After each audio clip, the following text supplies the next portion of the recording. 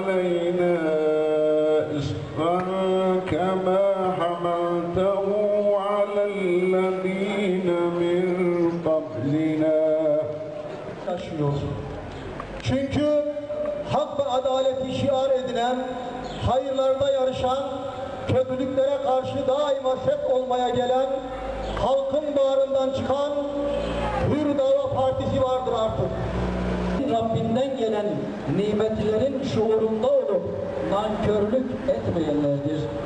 Geçmişte hepimizin şahit olduğu bir kısmımızın da bizzat yaşadığı geçmiş süreçteki acıların, ihanetlerin, hukuksuzlukların, zulümlerin, haksızlıkların kaynağı olan ve toplumun inanç değerleriyle uyuşmayan zihniyetleri temsil eden bir takım insanları sözüm ona akil adamlar veya akil kadınları hakem veya çözüm merciği olarak halka sunmak bu halka hakaret olacaktır.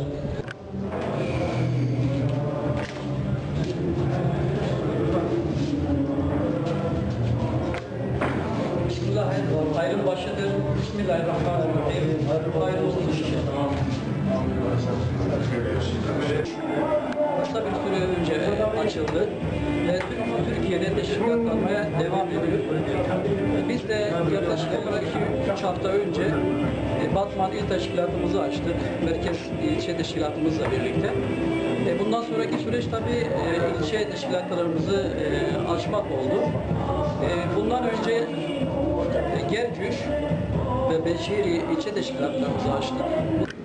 صار خريبة خير ومصيبة إن شاء الله ودفع رية إسلامية رية دينة رية عدالة وبارشية خد تعالى واتفاقها بديه وخد تعالى ويتخا اقتدار المثلث مسلمان